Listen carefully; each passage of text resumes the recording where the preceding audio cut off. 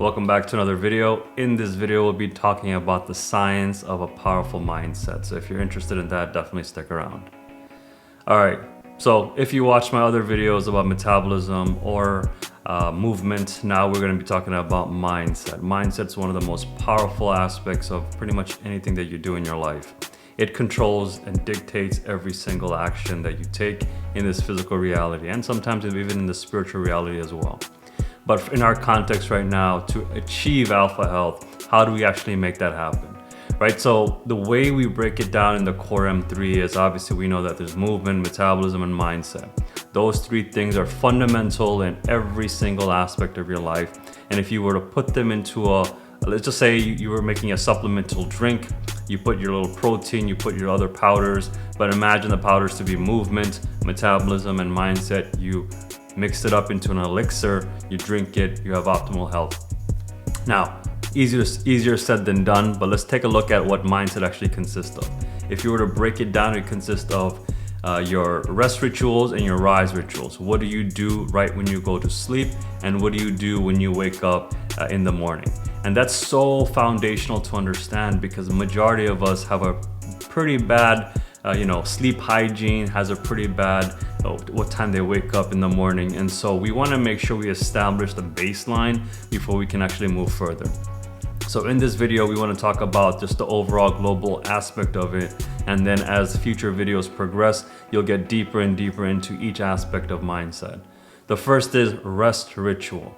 Okay, so you've gone through your day. I don't know what time you're watching this, whether it be in the morning or before you go to bed. I just know that when you are about to go to sleep, your body undergoes a process. Every single day you do very similar things. We sleep every single night. The people that don't sleep every single night, you guys are an anomaly. Most humans sleep every single night. Depending on what time it is, you might be an early sleeper like I am.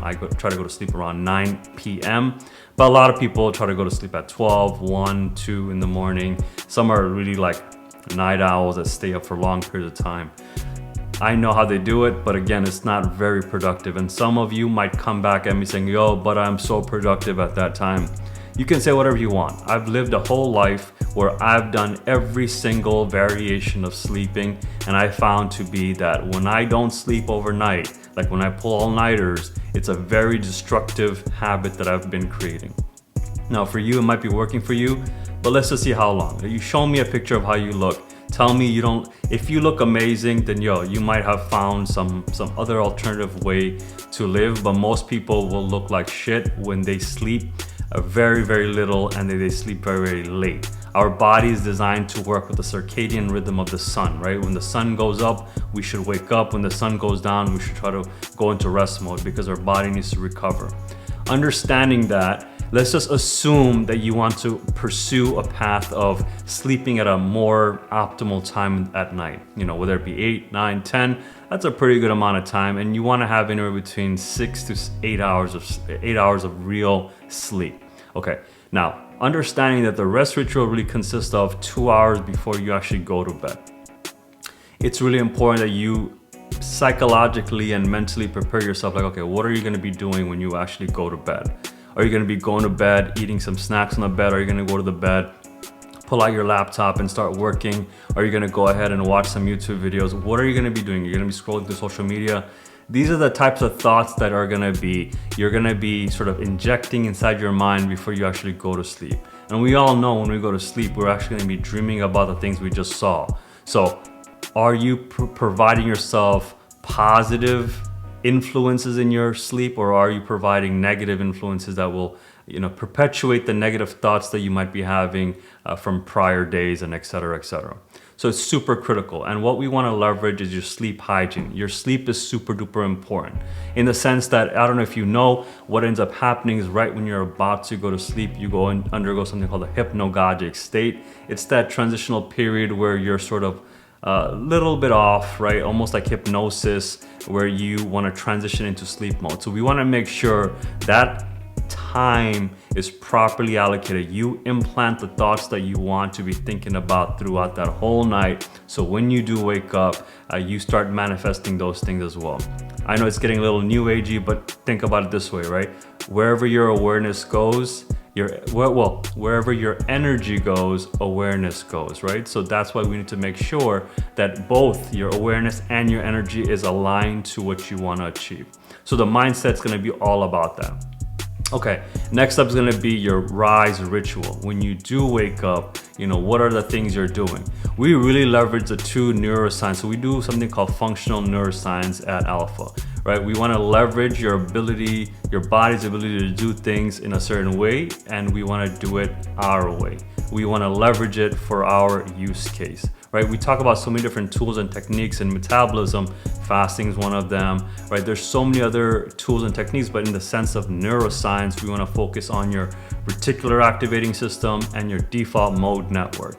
Your reticular activating system. So right when you wake up, what is the first thing that you do? Are you going to get something to eat? Are you going to go to the bathroom to freshen up? What are you doing, right? So your RAS, it's a bundle of nerves within your brain, and basically it's going to be selective focus. What are you going to be focused on? Whatever you put your focus on, your energy goes there as well, right? So awareness, energy, vice versa. And so we want to leverage the RAS for our specific needs. Maybe there's a certain thing that you've been doing nonstop over time for the last decade, 2 decades, 3 decades, I don't know how long, but now we don't want to do that anymore. So we need to do a shift. We need to have a pattern interrupt in what we normally focus on. Once we do focus on this new thing, is it productive in our life, right? Because even though we do it and we don't like to do it, that might indicate to us that will we continue keep doing it. But if you create a rationalization in your head, like, okay, this is going to be good for me, then what's going to happen is you're going to be able to do it over and over and over. And so that's going to disrupt your default mode network. That's the next neuroscience concept that we're going to be talking about. So every single thing that you do in your life right now, you've trained yourself. Just like how you train a dog to go potty training or a cat to potty train, you've trained yourself to do certain things every single time.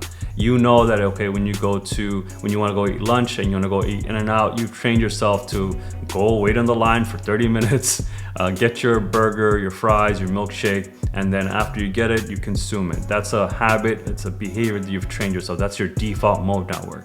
Now, if we need to disrupt it, how do we do that?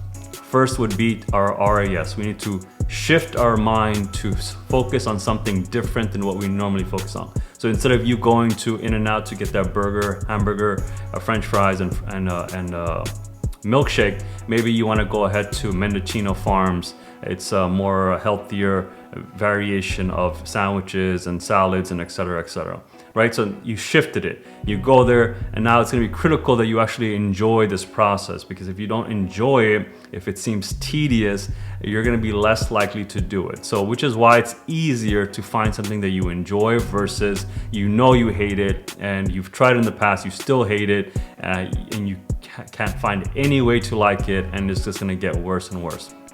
So find some alternative thing to focus on. So in this case of food, find something more yummy, but you also know it's going to be beneficial to you.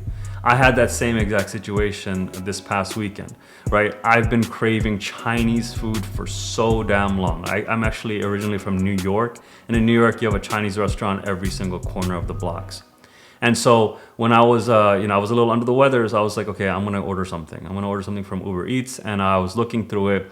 Initially, my logical brain, my RAS, reticular activating system, was like, all right, Shaquille, order something healthy. It's gonna be really beneficial for you because you're a little under the weather. You don't wanna be eating a lot of sugars because that's gonna suppress your immune system to actually help you recover faster and faster. So what did I do?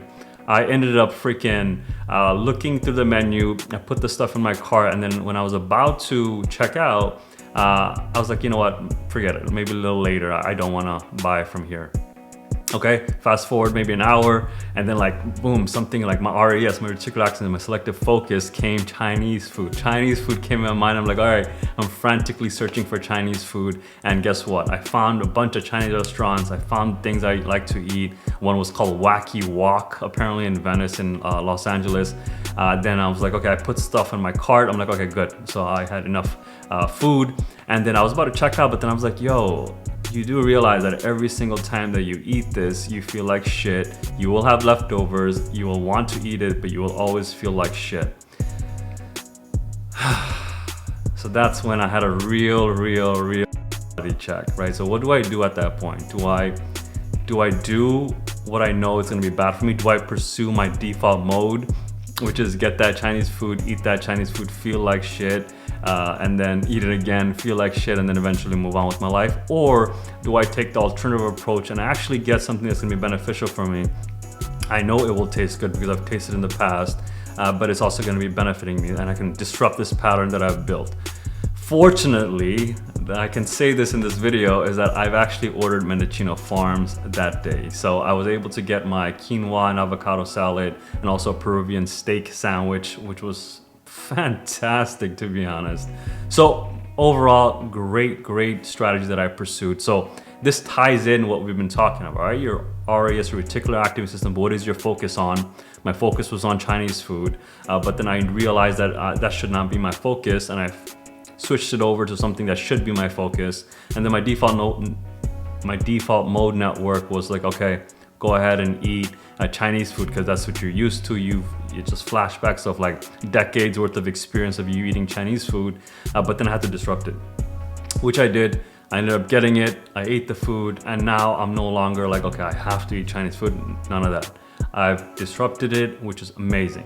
This is what we do in the Rise Ritual. And as you'll see, this video is a little long, but as you'll see in the future videos, we get really deep and specific about these two different concepts. The Rest Ritual and the Rise Ritual is super duper important. My Rise Ritual is pretty complex now because I've stacked so many different habits on top of it. It's for me to allow the capacity to keep going, because what I'm doing is pretty damn remarkable, but I wouldn't be able to do it if I did not have that proper stack in place. With that being said, guys, hopefully you understand the power of your mind now, the fact that there's so many things you can be doing, but again, it's what do you want to do, right? You have to convince yourself that this is something that you need to be doing, or else you won't be doing it. You need a purpose for what you're doing, and then your mindset adapts to what exactly needs to be done. All right, if you found any value in this video, definitely give it a like up. If not, give it a thumbs down and tell me why you did not like it so I can improve these videos for future viewers. And at the same time, if you want to see more of me, go ahead and subscribe to the channel. This is going to allow you to know when the next video will pop off. And of course, if you want to be a member, upgraded audience, go ahead and hit that notification bell. It'll let you know when that next video will pop off. With that being said, I hope everyone's doing well. Take care. I'll see you in the next one. Bye.